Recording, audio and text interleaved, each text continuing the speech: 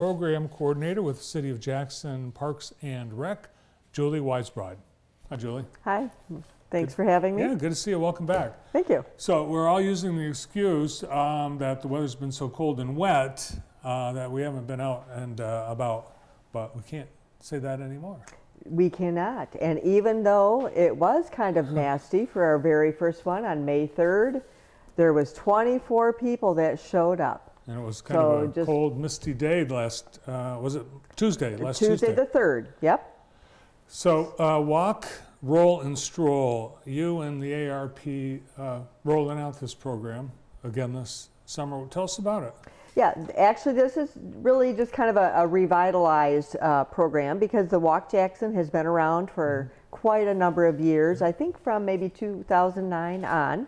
The last couple of years kind of took a little bit of a break there, even though our Assistant Director of the Parks, Andrew Sargent, did lead a little bit of a program, I think, last summer.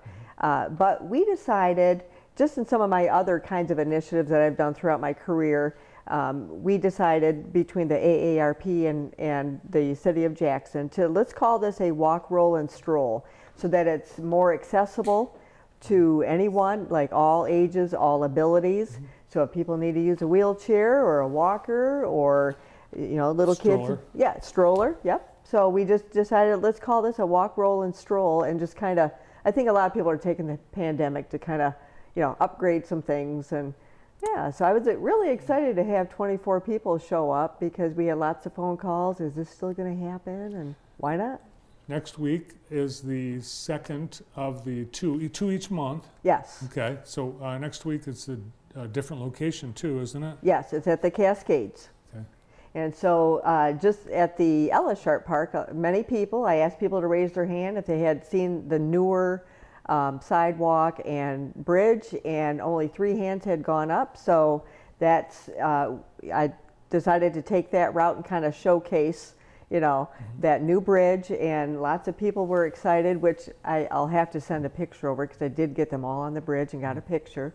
And then for the Cascades, I'm going to call that walk kind of like a walk in the woods because I think, again, a lot of people have not seen that new, what do I want to say, that boardwalk that goes through the woods over there. So I think we're going to just kind of take a route around Cascades, but then continue on Kibbe Road and go through the woods and just try to showcase some of the newer things that maybe a lot of people haven't seen yet. It's about, what, 3 miles that you go? Yep, we try to do a good, you know, maybe 3 miles, a little under, a little, you know, over.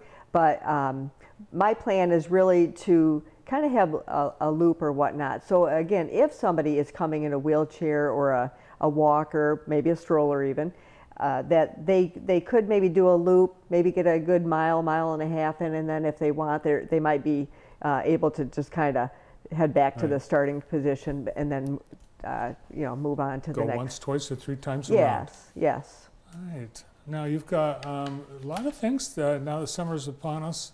Your activities increase. Yes. What else are you Okay, planning? so actually I lead the Walk, Roll, and Stroll really just on behalf of the City Park and Rec, not as the Active Aging Coordinator. However, I do have a little cheat sheet of a lot of things we've got going on for the Active Aging program, and again that gears toward, you know, those that are 50 and older. So for instance, I'm in conversation with GREAT, or the, you know, Grand River Environmental Action Team.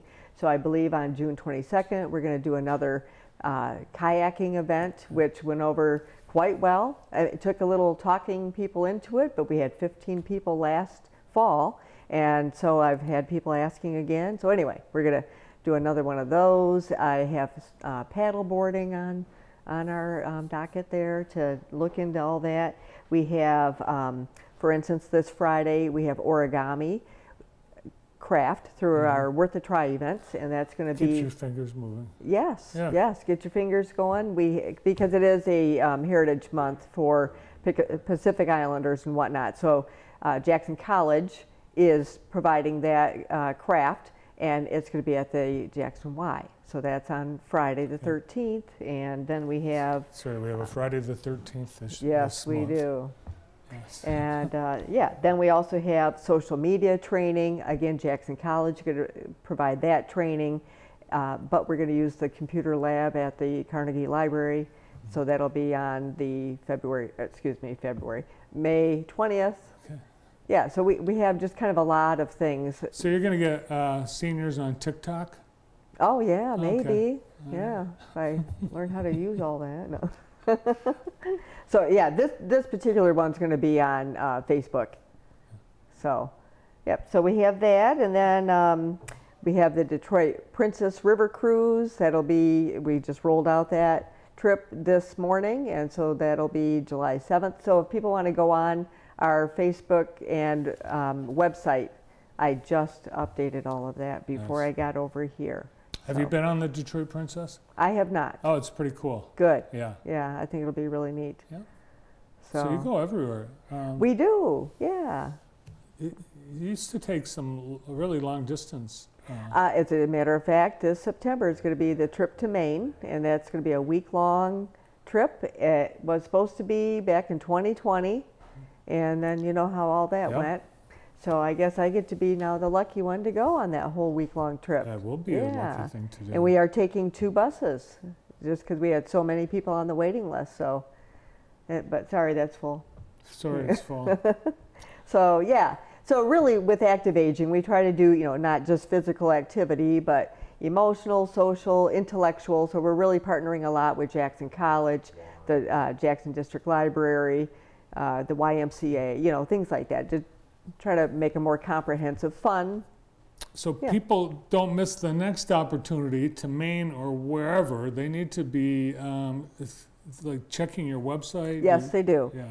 And I will try really hard to have some time in my day to update that web page. So if they go to the City Park and Rec and then to the senior link, then you'll see all of our 50 and older active aging program. But the walk, roll, and stroll, all ages. Yes, yep, that is all ages, all abilities. So we really welcome, and we really did have, I think, a 3-year-old got one of the prizes, and then we do a second prize for 10 to 17-year-olds, and then we had a gentleman that had been a marathoner, and I believe he or someone else was in their 80s. So we really had all age ranges that showed up on last Tuesday night. So, Awesome. yeah, Great to see you. Thanks for all you're doing. sure, thank you. It's been fun.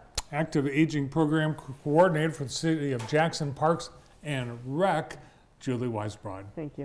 A few things.